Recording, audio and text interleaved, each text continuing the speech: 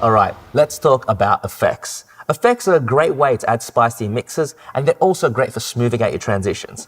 But before we get into that, let's take a look at what the effects have to offer on the DDJ 400. First of all, there's the effect on-off switch, which is this blue button right here. When it's off, it'll be a solid blue. When it's on, it'll flash. Next up, we've got the level depth selector knob. This knob, all the way to the left, means that there's no effect being applied to the music. When it's at 12 o'clock, it means we hear all the music and all the effect. When it's turned to maximum, we no longer hear the music, but we still hear all the effect. Up here, we've got the channel select switch at 1, 2, and master. It basically lets you choose which channel the effect is being applied to. And here we've got the beat fraction select. This lets you speed up or slow down how fast the effect is being applied to the music. And finally, the FX selector switch. Toggling this will let you choose between the effects that Rekordbox DJ has to offer.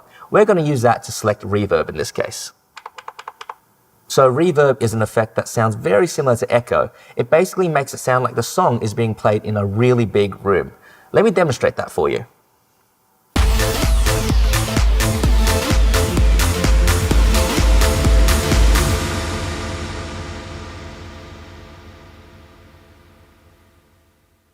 A cool thing about reverb is that it's a post-fader effect. It means even after you've dropped the fader, you can still hear the effect being applied, and it gives that nice little reverb tail.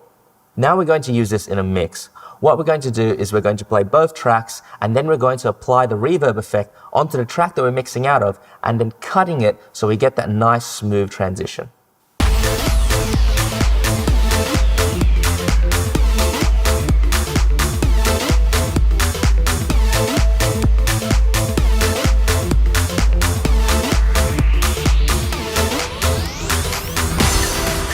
Alright, now that both tracks are playing, I'm going to turn on the effect and slowly bring the depth knob to 12 o'clock.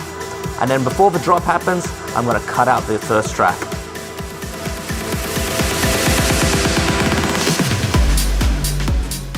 Perfect. As you just heard, reverb made that transition sound like it was one single piece of music. There are plenty more effects that you can use to make your mixer sound better. Go try them out for yourself. And if you want to find out more about the gear you've seen today, check out pioneerdj.com. If you want to find out more about DJing and music production, check out pointblankmusicschool.com.